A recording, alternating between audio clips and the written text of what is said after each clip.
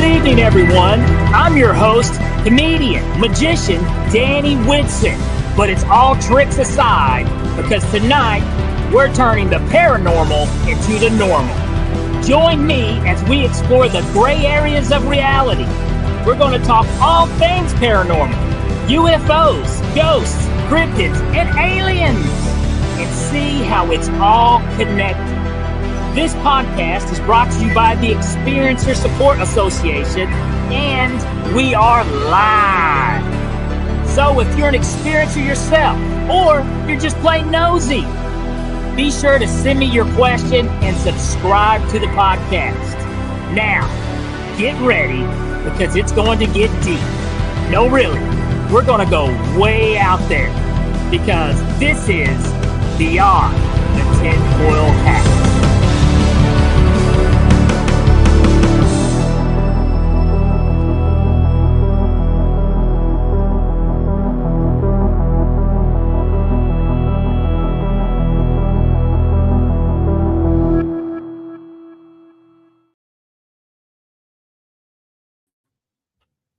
What's happening, my paranormal junkies? Welcome to Beyond the Tinfoil Hat, and I'm your host, Danny Whitson.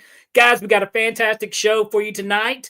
But first, we are broadcasting live from the E-United Public Radio Network, the UFO Public Radio Network, on 105.3 FM on the Gulf Coast and 107.7 FM in New Orleans. All right, folks. First, before we get things started, we got to introduce our main man. That's right, Mr. Behind the Scenes, too nice to be mean, my main man, Chris Green. There he goes, folks. Check him out. And I like the haircut. We're going to notice that right off the bat. Chris Green has a haircut, folks. Yes, you're looking good there, brother. Thank you. So how has your week been? My week's been good. How's yours? My week has been good. Been on the road. Just got back from a show this past weekend. Fun time. Good show. That's good. That's good. Yeah. So is it still? What's the temp there in Canada? Cold. Mine is 19. Nipple piercing. There we go. Nice. Yes, cold. All right, man. Well, anything interesting this week? Anything to talk about? Nothing interesting this week. No ghosts? No ghosts. You didn't get abducted? Nothing cool to talk about? No. Who cut your hair? Was that a ghost or was that an alien? No, it wasn't an alien. It was Bigfoot. He was jealous. Yeah, he wanted the hair. All right. Well, I'll tell you what. For you folks in the chat, we got Miss Jillian Leonard. That's right. Give a big shout out to Jillian. What's happening, Jillian? Look at Chris's haircut. Look at this. Yes, he looks good. All right, Chris, get out of here because we're going to bring our guest in here. I will see you later. All right, guys. Like I said, I'm going to get right into this interview. This guy, a very interesting profile here we got here. He is a novelist, filmmaker, musician, and podcaster. His Substack featuring fiction, nonfiction, and his podcast, Coffin Talk. This sounds cool. Let's welcome tonight's guest, Mike Oppenheim. Hey, how's it going? What's happening, Mike? Not a lot. I love your intro, and I love your show, and I am excited to talk about anything, including Coffin Talk. Super cool, dude. Super cool. Well, I tell you what, man, if you don't mind, do you care to kind of introduce yourself a little more to the guests? Yeah, sure. So my name is Mike Oppenheim, and I grew up in the Bay Area of California, right next to Berkeley. I had super weird parents. They were meditators. And so like all the other kids on Christmas and stuff were like celebrating their holidays. And my parents were every day like stopping, and we had to be quiet in the house for 20 minutes while they meditated. And that had a good effect on me. But as a kid, it was like weird and I didn't understand.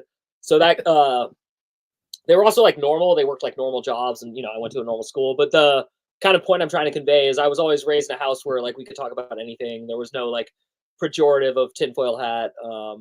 And so it was also a lot of like meditation is a thing that like changes the frequency of your consciousness. So I think from an early age, I was like examining consciousness. And so I think where I fit in with this show is that I'm kind of on a mission, if you will, to like talk about consciousness with other people. So I don't care about like selling a book or advertising it. I actually just want to hear, how weird is it to be you? What is it like to have like, how many voices are in your head? Do you even call them voices? Are they thoughts? Like, is it one channel? Have you ever had like a weird moment in your life where you can't even explain it to yourself, but you undeniably felt something beyond, the stuff we learn in school and they talk about in textbooks? So that's, to put it succinctly as I can, like kind of the kind of person I am now. I'm 43, and that's just that long of a trip doing that.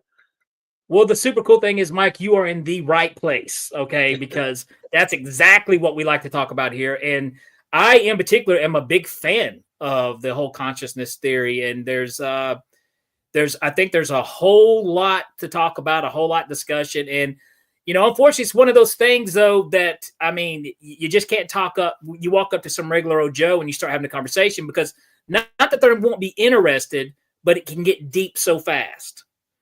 It penetrates really quickly. And some people aren't, like, hey, man, I was just on a coffee break, take it easy, But yeah, man, absolutely. I love it. Well, and I'll tell you what, to kind of give you a quick little breakdown too, because we didn't have time to cover this for the show, so we're going to have to do it right here. We do have a chat. We get members pop in the chat. They will bring their questions if they have questions for you. Chris, our tech guy, he will pull the questions up and I will read them and you will answer them to the best of your ability. Also, we are live and we're also on the radio, so no cussing. As soon as we get off the air, you can cuss all you want, but while we're here, no cussing. And then at the 30-minute mark of the show, we do cut to a sponsored break. Okay. So, and then, after that, we'll be back and then we'll move right along. So just, that's out the way. So the cool thing is, man, your parents were weird. Shout out to weird parents. Can I just say that? Yeah. I think my kids are going to be saying the same thing, because all that plays in this house is like paranormal shows and everything. My daughter never questions anything. She's just, this is how it is, and I got to thinking back, because I follow so much of the UAP stuff and everything that's going on. And I'm like, if this was me when I was her age, I wouldn't sleep a wink. I'd be terrified. But nothing phases the kid. Nothing phases her at all. Yeah, man. So you said your parents were kind of the weird stuff, and at first you thought it was weird, but then you just kind of like, well, no, this is actually a really cool thing, right? Yeah, and it's also like you talked about, like, you can't at an office water cooler, bring up like, hey, consciousness, how does that work? Do you ever try LSD? Like, well, how's that for you? But the one place where you can do that is college. So like college is kind of where I really started to meet, people who like maybe would think about that kind of stuff. And it just became like, I just started noticing as I got older and older that like, I'm really impatient and I really want to know all these answers. And for some reason, like consciousness kind of became like the umbrella of like, well, if I could just pierce even that, I would consider that like a life well achieved.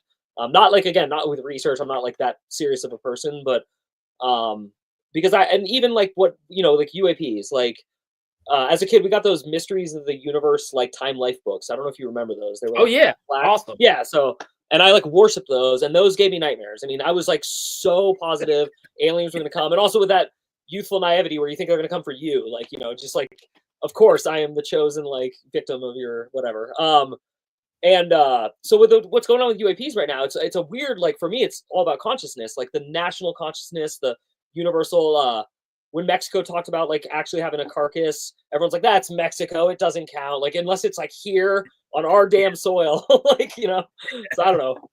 What are your thoughts? What's interesting on the UAP thing is, I've talked to so many people on this show, and and I know, I'm pretty sure you've heard this too, but there's also a conscious connection with them. Like there's people who've walked outside, not said a word, but they're thinking, show yourself, show up, and it happens.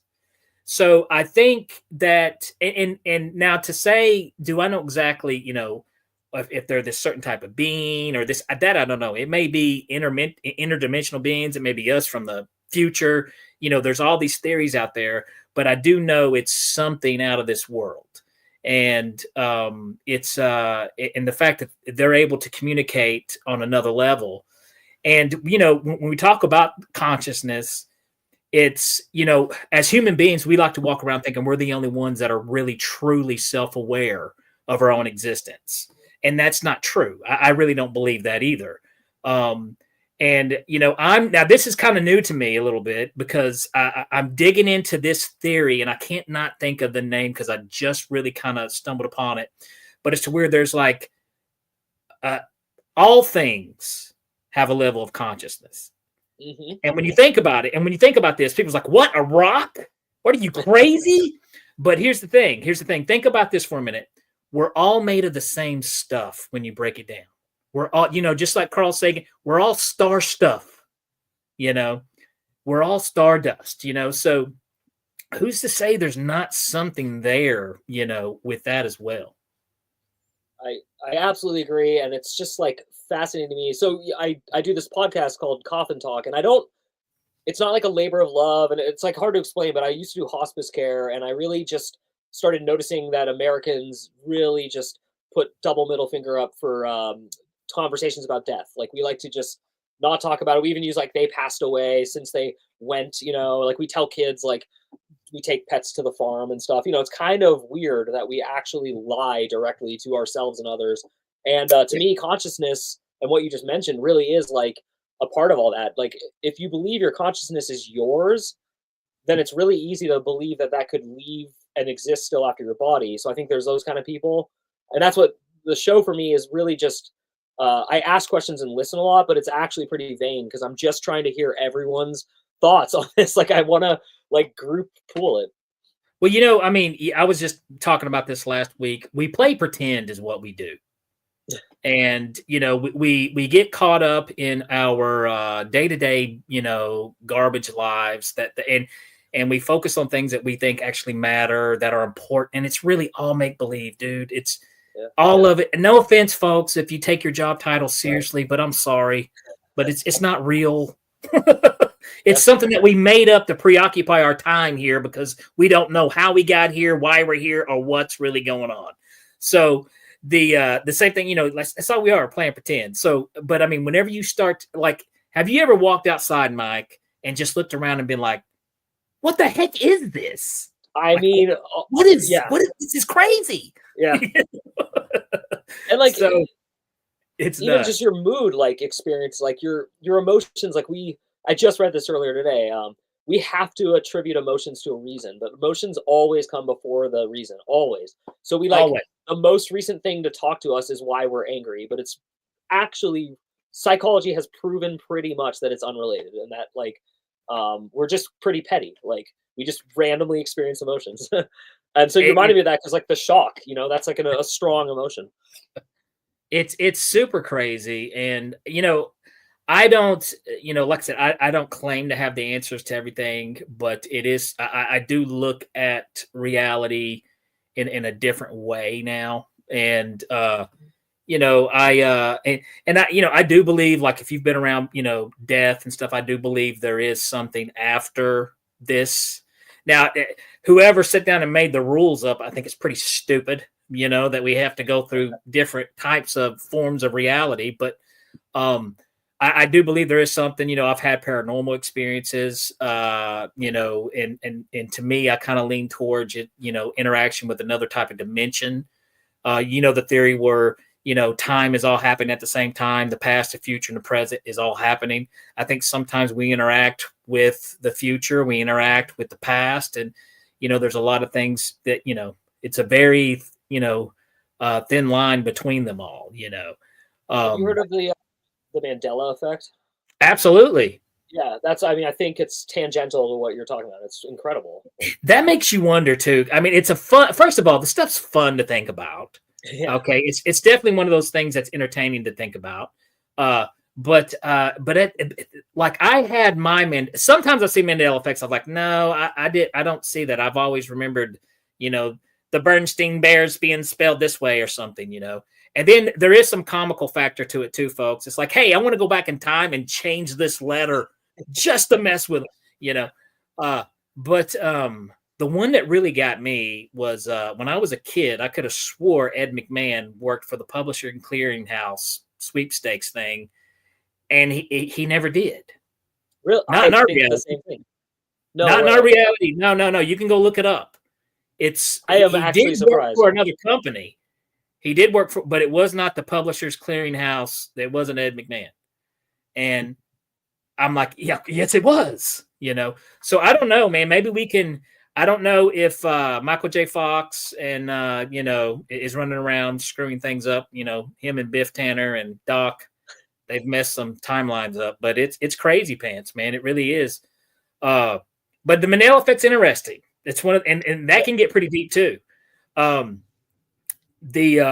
just makes you think like, and there's a different reality. Is all I'm saying. And that's what we talk about a lot on here.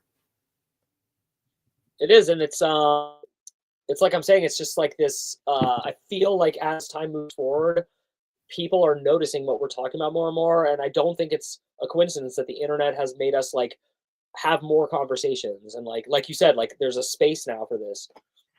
And for me, I try not to be. Don't get me wrong. There are pros and cons with the internet, but one of the very well pros is we live in the information age, and now there's things just like with the UAP topic. It can't go away. Sorry, and now that's something that it's there. Eventually, we will get the truth. Eventually, it's just going to, I think, happen organically just through the internet. Let me do this real quick, Mike. I want to reach over here and acknowledge some folks. We got David Martin. What's up, David? Great to see you. And make sure I don't mess this up. Paula Knights, good to see you. Good morning from Norway. Good morning. That's cool, man. If you guys got some questions for Mike, pop them up here. Get them out here. Mike would love to answer your questions the best he can. Jillian, what'd you say about your kids? I know your kids are probably saying nothing's going to. It's like the Addams family at Jillian's house, folks. Nothing's going to phase those kids. Nothing. My kids will be super weird by the time I'm done. Yes. My daughter is kind of like, she's like Lydia from Beetlejuice. So nice. That's kind of her stuff. But yeah, man, I just think this is one of those things that you could sit back and talk about, like, there's just, I've had some people on the show. Well, let me ask you this. What's your thoughts on remote viewing, Mike?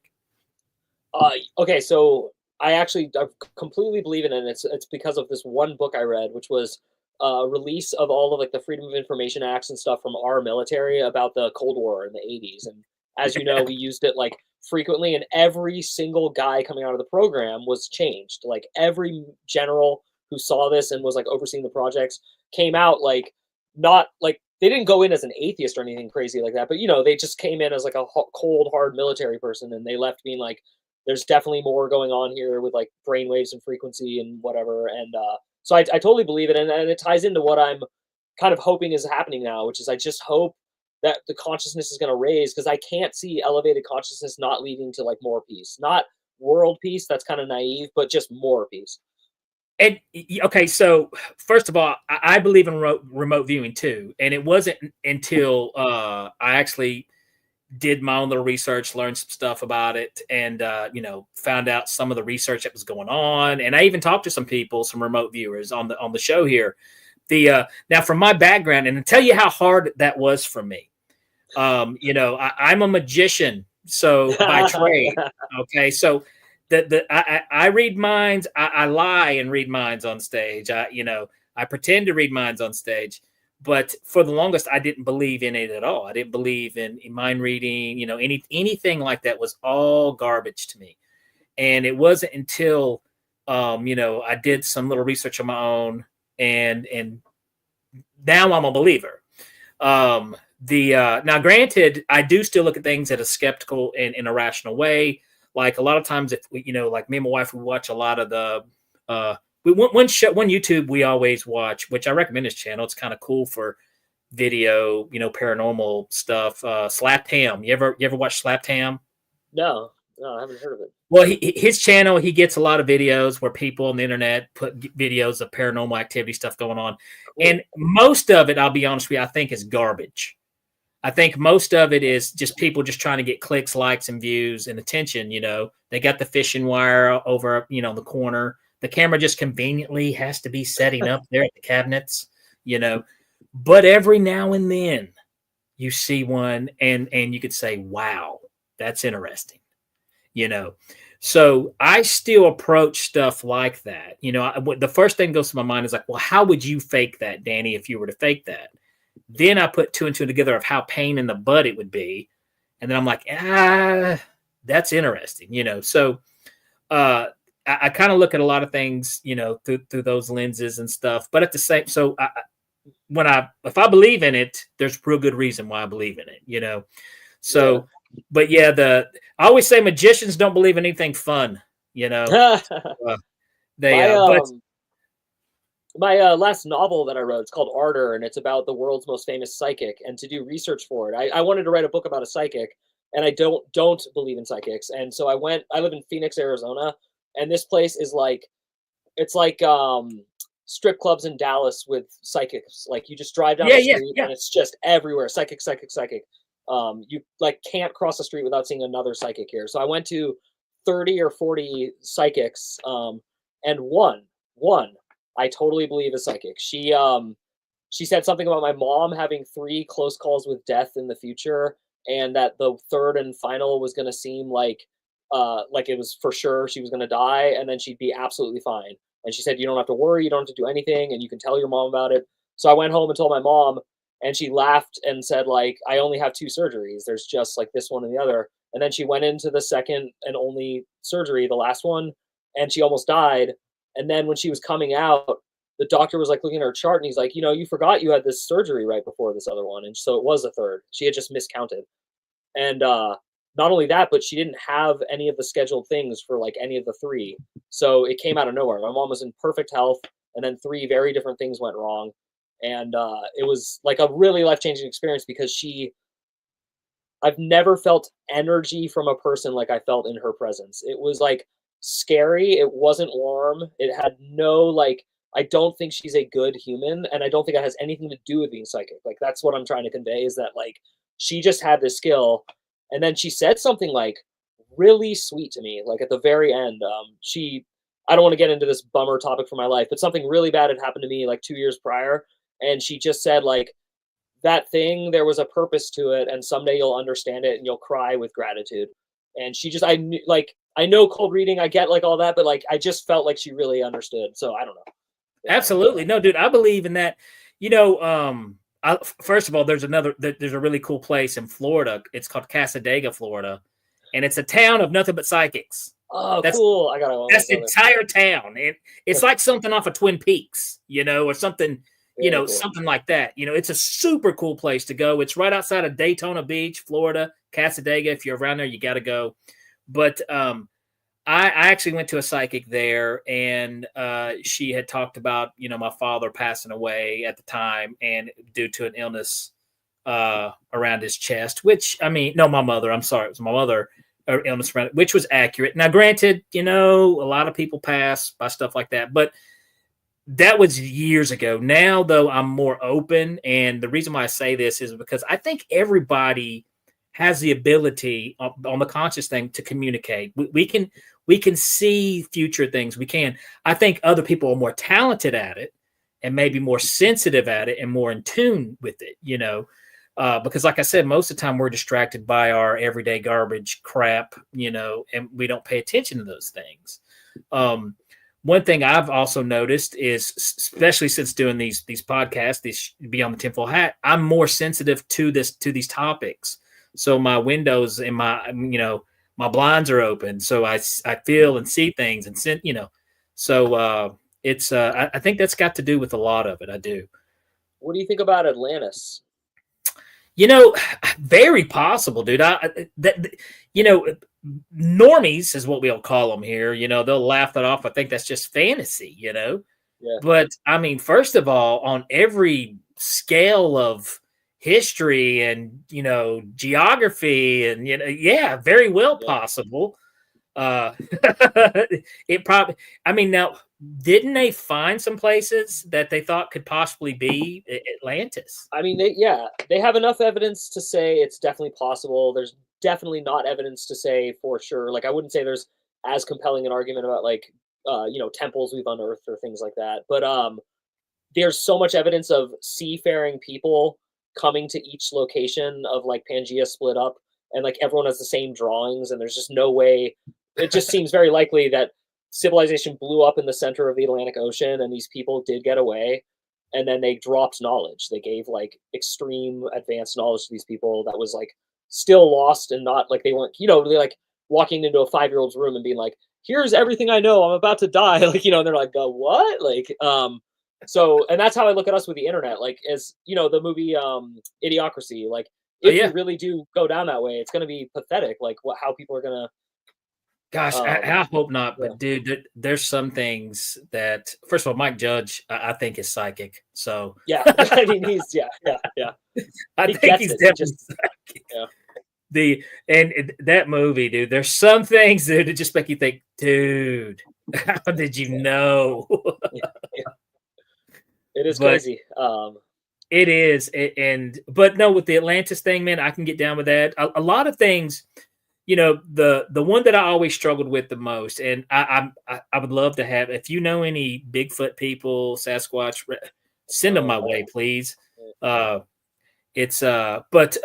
love talk. I always was real skeptical on that just because the evidence was always the same, and I had questions, a lot of questions, like how come there's not more Bigfoot carcasses found, bones, this and this and this. But I will tell you this, after doing a little of my own research, there is more evidence out there, but for some reason it doesn't it doesn't pop up as popular as ghosts or UFOs. And there's some very compelling evidence out there on Bigfoot and Sasquatch. And one theory topic that we do talk about here is like, are all these things connected on another consciousness type reality? Like, is Bigfoot an interdimensional being that comes in and out of dimensions? It can get pretty deep, that topic too. So I believe all these topics. And let me ask you this, and Mike, here in a minute, right? Actually, almost exactly a minute, we're going to have to jump to our commercial, our sponsor break. But I do want to talk about this when we come back. And I'm not sure which philosopher said this. If somebody knows in the chat, pop it up here. But basically, and I'm going to, destroy this. But if you can imagine it, it either has to exist or can exist. And I'm love that. Plato that said, I'm not sure. That's the go-to, Plato. And when you think about it, that chair you're sitting in right now, that was in somebody's head first. Everything around you, and until you walk outside, and then you're like, well, whose head was that in first? And I'm not even trying to talk religious here, but I'm just saying it's just that's pretty wild. But yeah, after we come back from the break here, we'll pick up and we'll talk more with you, Mike. Man, so far I'm loving this, brother. Guys, hang out. We'll be right back after these messages. Are you an experiencer of unknown phenomena? Do you consider yourself a paranormal journalist? Do you investigate strange sightings in the sky? Or do you study the expansion of the human mind? You are not alone.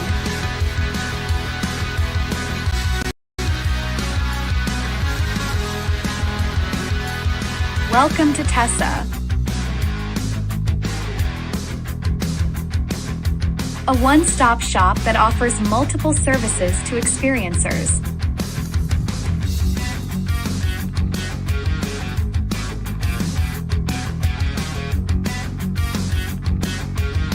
Place where we can work together. Place for us to learn. Place for us to grow. A place for us to change the world. Join us today.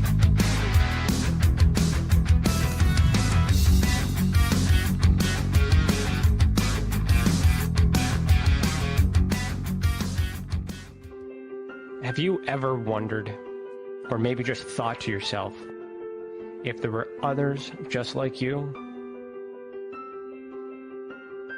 You know, people with extraordinary abilities, psychogenic advancement, and perhaps unique intuitions. Maybe you just wondered if there were other people who experienced unimaginable, unexplained, or even unusual and paranormal events. Are there people who have more questions, more fears than answers? Well, you're not alone. You've never been alone. We believe you. Sign up for EA today.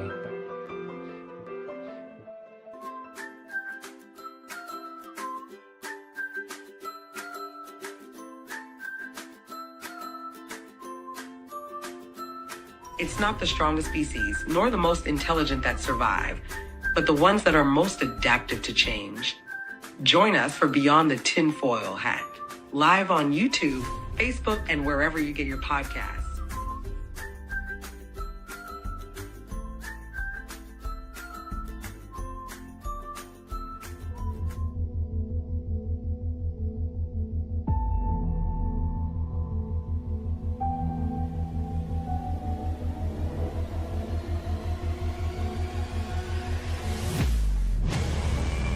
Don't miss live interviews on Beyond the Tinfoil Hat, the latest declassified Canadian UFO documents, or an inside look at groundbreaking investigations. Subscribe on YouTube today for free.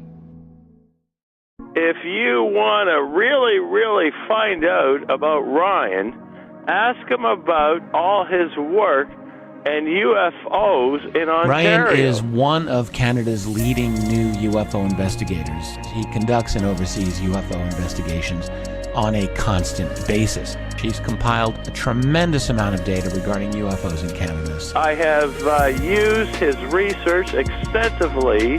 He's much more than a one-dimensional character. He's an authority on UFOs and investigating them, Meg. Wow!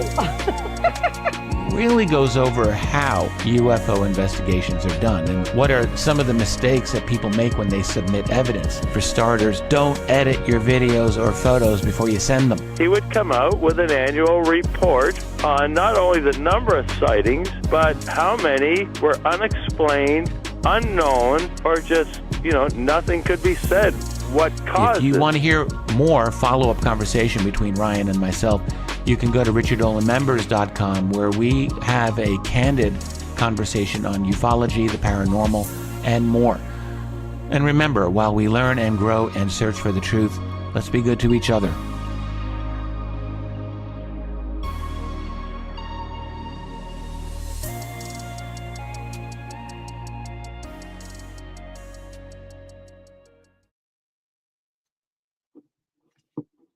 All right, guys. If you're just not tuning in, we've been talking to Mike Oppenheim.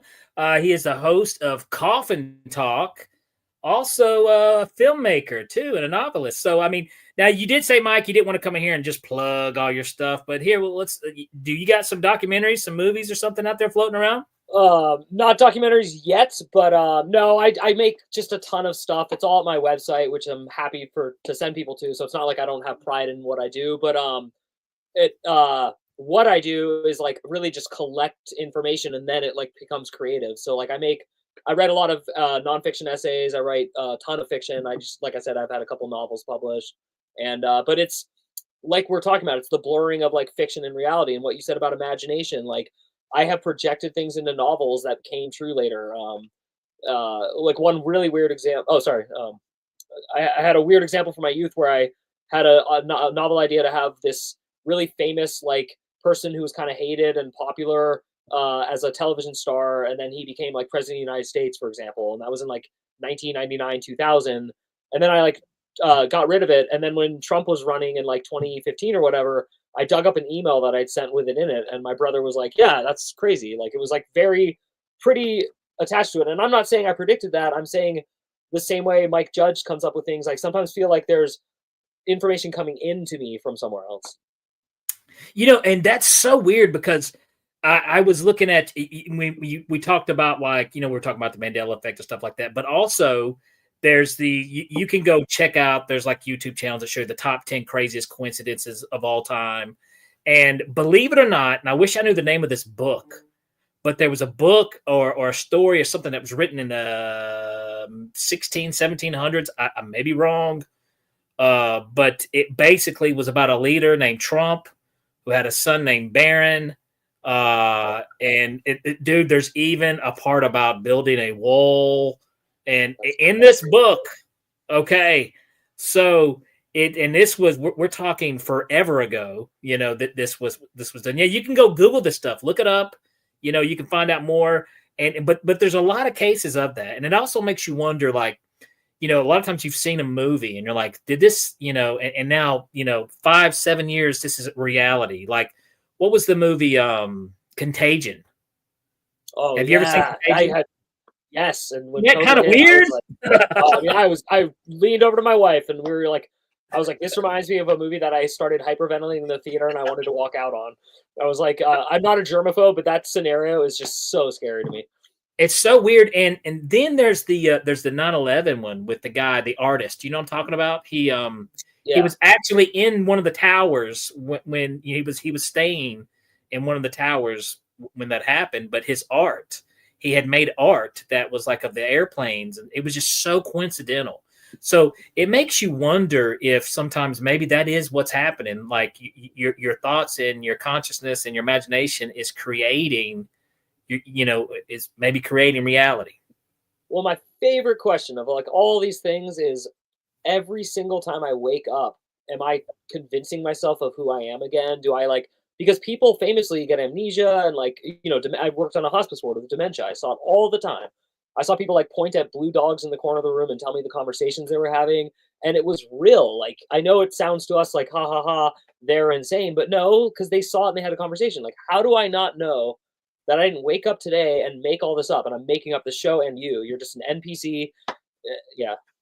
What's nuts is I've even thought about this. Like when you look at people who have paranoid schizophrenia or just get, suffer from that mental illness, it makes you wonder if, is it what's going on with the brain? Because if you know somebody with schizophrenia, that's a reality to them as real as anything. And, they can have conversations or they can hear things and stuff. And you're thinking, well, it doesn't exist because I can't pick it up. But what if there's something going on with the brain that they're able to pick up another reality, another dimension that we're not able to pick up? Yeah. There's so much that they don't know about mental illness or the brain. We don't know anything about anything. But also, they've done those studies on you can tell it's true when you're riding on the bus or the subway that someone's staring at you. They've done 1 million studies of it. You somehow know. And I know this sounds funny, but I know when my wife's pissed at me. I can walk in the house and I just I feel it. It's undeniable. I feel it. I feel the smack upside my head. It's crazy. But yeah, no, I know exactly what you can pick up that feeling. It's really crazy though. You know what I mean? I think there's a lot to that. There's more to that. Here's something that people also you don't realize. This is fact. Our brains are constantly hallucinating. The whole reality around you, what your brain doesn't understand, it makes up. So, the stuff in between makes up. And then whenever you get on the quantum physics level of thing and just physics period, whenever you touch something, actually you're never touching that. What's happened is a little electron is touching another little electron and it's stopping you from actually touching that object. So you can't even really touch anything. It's we're getting geeked out here pretty bad, but I told you this can get deep quick. You know what I mean? So, well, as a magician, I'm obsessed with magic. I'm not a performer at all, but from the time I was a kid, and I was recently hearing someone relate again how people love to pay money, know they're going to be lied to, and then they walk out smiling, and then someone is saying it's like politics. I don't understand. and it really did hit me. I was like, that's interesting. So I'm happy to be able to ask you this. Do people ever get mad at you as a magician? Has that ever happened? Oh God, yes. Yeah. Really? Like, yeah. Well, sometimes there's some people who like, I showed a guy a card trick one time. He tried to fight me, but I probably should have let him flush the toilet first. But he got rid. Now that's a joke. That's a bit, kids. Ladies and gentlemen. No, some people, no, there are some people who don't, they hate to be fooled, and that's not what they like. But most of those people aren't at the show. Most of those people aren't at the show. But I mean, you've got, but the biggest thing with me that's always blown me away is how people sometimes will believe how vulnerable people can be. And, that's one thing. And that's something as magicians learn early too, is how vulnerable people can be. And sometimes magicians, there's a personality flaw with magicians sometimes, especially in the early years, because you figure out, you're like, wow, I can fool a brain surgeon. And then you get this false sense of almost superiority type complex, and not until you become a performer, kids, that you get humbled. So, and that goes away. But, but I've had a crazy story one time. This is how vulnerable I never will ever forget. This is how vulnerable I found out people could be. I was doing a show, and a lady came up to me afterwards, and she goes, could you come to my house, hypnotize me, because I lost some very expensive jewelry in my house, and help me find it. Now, here's the thing. I'm not against hypnotizing. I know people have done it to quit smoking and lose weight and stuff like that. I think that's great. I think there is a thing. You can be hypnotized if you want to be. It can work. But to walk up to just somebody you don't even know and ask them to come to your house, and I told her, I was like, no, don't ever do that. Don't ask. That's so funny. It's so sad. And, I did the smoking thing and it worked. It's crazy. It truly is life changing. And I always tell people, if they smoke, I mean, it's rarer and rarer now, but I'm just like, seriously, just go pay $300-$500 to a hypnotist. Never had one again. If you can do it, I quit smoking when I was 26. So it's been a long time, but man, that was the hardest freaking, like, 2 or 3 weeks. It was horrible. But yeah, I think that whatever you have to do, to quit that crap, you know what I mean?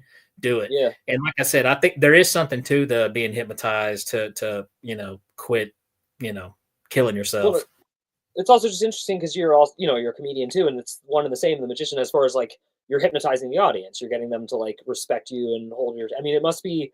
I did public speaking, so I have felt a crowd be mine, but it's much rarer and not the same thing. I mean, that must be amazing sometimes.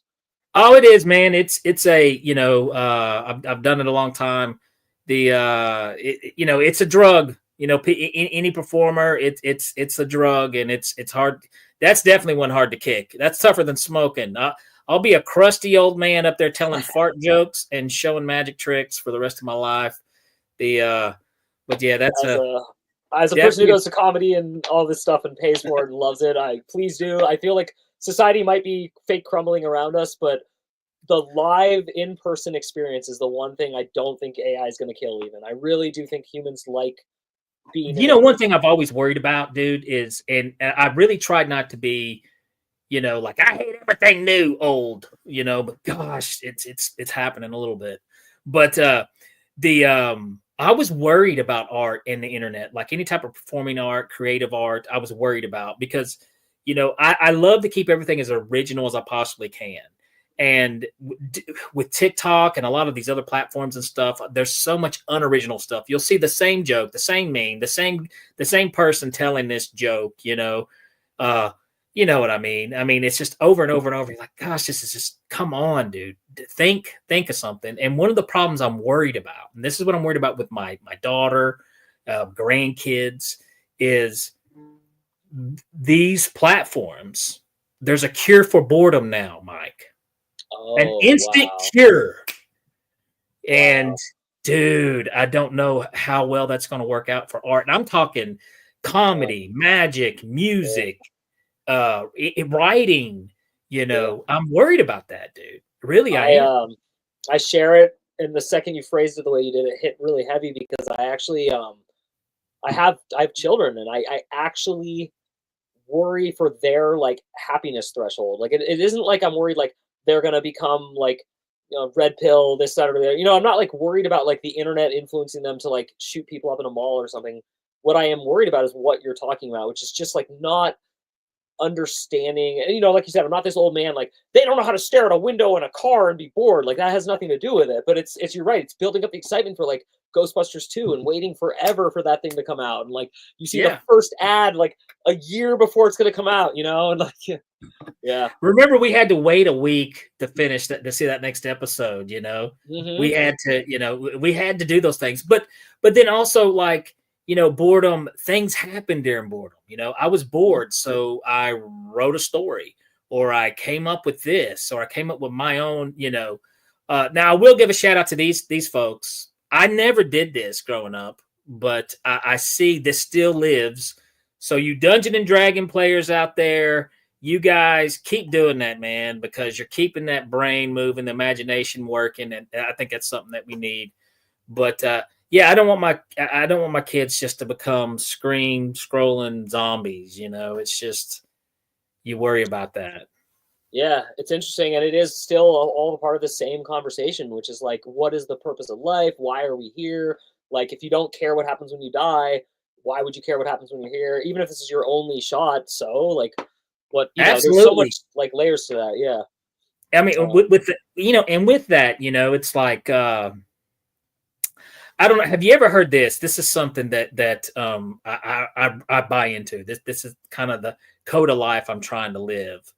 But to everyone you've ever met, Mike, has their own version of you. Yeah. There's Mike this guy. There's Mike that guy. There's Mike this guy. There's even Mike the villain. Okay, I'm a villain in some people's stories, you know. And then I think, you know, there's all these different versions of me. So there could be all these several different types of realities and dimensions of me where I exist of that person, because that person is created in someone else's consciousness. You see what I'm saying? I absolutely. So the guy you flipped, the guy you cut off the other day and maybe flipped the bird to, you know, that guy exists in his conscious world now. That's that version of Mike. So here's my point, okay? So say when we croak, all right, maybe we flow over to another one of those other dimensions or existence, okay? And when you want to break it down into a heaven and hell thing, if that's kind of what you kind of want to look at, well, it would be hell, you know, being the guy who robbed a convenience store over and over, being that guy's life, being that version of Danny, you know, or you know what I mean? It's it's almost a quantum leap kind of thing, almost like a quantum leap thing, except you're leaping into your own self each time, and it's your decisions who create these other versions of yourself. Mm-hmm. So, anyways, the goal would be to create the best version of yourself with everybody experience that you have as much as possible. I got so deep and weird, folks. I apologize, but I love it. No, and it's weird because, like, it's weird. Like, it is helpful to hear other people say this. Like, I guarantee you, people watching are like, okay, now get back and be funny and shit. But you know, like it's nice for people to notice that other people are noticing this too. And also, like, sometimes if I feel despair, if I feel loneliness, if I feel sadness, you know, even though I have a family, you can still feel those feelings. Sometimes this helps to like think about that, like, well, I can just keep going on and trying to be nice to other people and try to be a warm person in their life. Like, if enough good people start to quit and get apathetic, and I'm not talking about like politics, I'm literally just talking about going out and being social, smiling at someone in a Rite Aid when you're checking out, you know, that kind of stuff. It really does make a difference. So, you know, and one thing, and I'm not a religious person at all, and I'm not knocking people who are religious. Whatever works for you, great for you. I am a spiritual person now, and I am a fan of Jesus Christ, okay? Because Jesus said a lot of really cool stuff, folks. He really did a lot of great stuff. And, you know, one thing, you know, Jesus said is, you know, through me is the way to eternal life. I'm not, not word for word, but whatever, I think maybe that's something that he was on to, like, look how cool I am. I'm a good dude. I'm doing good stuff. Live like me and you will live forever a life like this. So I think that kind of falls back maybe in the theory that I'm talking about, like a bunch of different versions of you. And for people who aren't fans of Jesus, I don't care if it's Buddha or if it's whoever, if it's David Hasselhoff, whoever you love, man, I don't care. It's your world. But I just think there's something there to that too. But yeah. I think a lot about the correlation between like good people and what happens to them and bad people.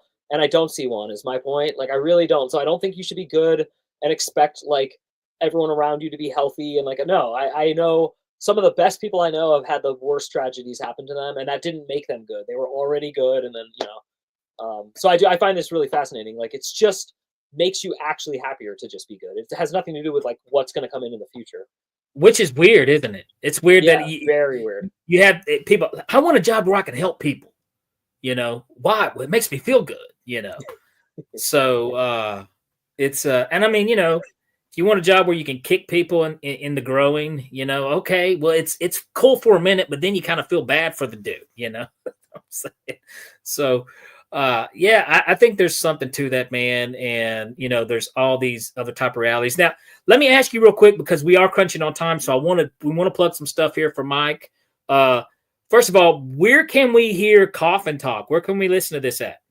Yeah, I mean, it's all over the internet, like any app, you just Google it. It's definitely, I think we started in 2020, and I think there was one that was abandoned called Coffin Talk, but I don't really think there's competition. But also, if you go to the website that is on the screen right now, mikeyopp.com, there's a link for podcasts on it. They come out every week, and it's always an interview with a person. I mean, we've had like tons of near-death experience people. We've had so it does get paranormal, but we also have like nurses who tell you about like working in the ER, and like so we go like pretty dark with like the like occupations, like we interview funeral directors and stuff like that, but it's always like similar to the vein of this show, which is like exploratory.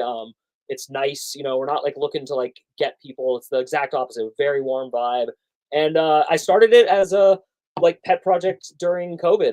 My wife and I got married, and we were bored out of our minds. We didn't have kids to ruin our lives yet. And we were like, so we started a podcast, we were doing all this other stuff. And it's just continued because it's too much fun. And what I've learned from it, like really that's interesting, is almost everyone thinks we're here to learn lessons or there's no point to this place, but it's like not really a third. So. God, dude, that's so true, because I don't know. Yeah. I don't know. I mean, I was just complaining the other day. I was like, the fact that we can question our own existence is a horrible joke. Yes, why would you do that? Could you not just stick me in a field somewhere eating, cheeseburgers and just staring, But no, we can question our own existence. And let me say this real quick. I got to say this. I always say this. I think the fact that we can question our own existence means that there is an answer. Let me just say that. The same reason why we have hands. The reason I have hands because there's things to touch. There's things to grab. We have eyes because there's light. There's things to see. So I don't think we would have that ability if there wasn't an answer. I just don't have a clue what that answer is. Now, where can we find these books? Where can we find the stuff here, Mike? Give us some info. Yeah, so I've written 5 novels. My favorite thing I do right now is this Substack service I run, which is at mikeyopp.com, mikeyopp.com. You might have to put the old-fashioned www in. I don't know why, but some browsers need that. But it's my site. It's got a lot of my videos I've made. It's got a lot of it. It doesn't have my old movies, and it has a link to my old bands and stuff. I'm no longer touring and performing. I still write occasionally, but I like you said, as a kid, I would get bored a lot. My parents were super cool, like Fisher-Price record player, instruments and stuff. But I just watched a lot of TV and played a lot of music and drew. And so I make cartoons, movies and stuff. And I kind of do everything. And I enjoy doing all of it. And I've got a subscription service with extra content and stuff. And some people really seem to dig it. And I feel my career developing right now, which is a really fun feeling because, it's been 20 years in the making. And as you know, because you're very successful, when you were on your way up, there's just like this feeling where you're not there, but you're kind of starting to get it. And even if it doesn't happen, I feel like, I love what I do, and I'm finally in my 40s really understanding that that's actually all that matters in this life. You said it so well earlier. Like, the stupid title doesn't matter, and like even people saying I like you or I don't like you doesn't matter. It's the like, oh, I'm actually enjoying doing this, like, you know. So it's cool. It's a cool moment in my life. That's awesome, dude. And you're right, dude. Your 40s, that's the magical moment in your 40s. Other than the fact your knees hurting just by taking a nap. Yes. Oh, but you know, other than that, it has been very enlightening. I tell you what, let's do this, Mike. We got to get you back on the show, man. This has been great. I don't think this is enough time to even talk about everything we could have possibly talked about. But yeah, man, you've been a fantastic guest, and thank you so much for coming on Beyond the Tinfoil Hat. Thank you. It was a total pleasure, and I love your show, and you're awesome. You're very funny and very interesting. It's cool. Awesome. Thank you, Mike. Good combo. Yep. Thank you. All right, guys, I hope you enjoyed tonight's guest. Like I said, I told you it's interesting. We could have, I'm telling you, I think me and Mike could have really ventured out there. We could have went way beyond the tinfoil hat.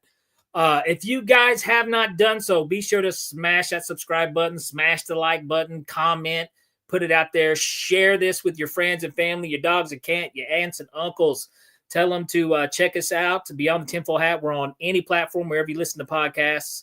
If you guys had not done so yet, head over to Patreon and show us some love at Heed the World. A little donation will get you access to some very cool articles at the experiencersupport.org by our very own paranormal private investigator, Mr. Ryan Stacy. Ryan, a.k.a. the Fun Police. He breaks stuff down, but he knows his stuff. So you know you're getting the truth of Ryan. I highly recommend check out some of those articles and some of the things that he has investigated. Guys, like always, we are broadcasting live from the E-United Public Radio Network and the UFO Paranormal Radio Network on 105.3 FM on the Gulf Coast and 107.7 FM New Orleans. Let's see anything else we want to plug here. I know we got exciting guests coming up next week. I don't have their name, and we're going to blame that on Mr. Chris Green. That's your fault, haircut. All right, we're blaming that one on you. But let's see. Well, I tell you what, if you have not done so, let me give myself a little plug. Head over to Instagram and show your boy some love at Super Magic Boy.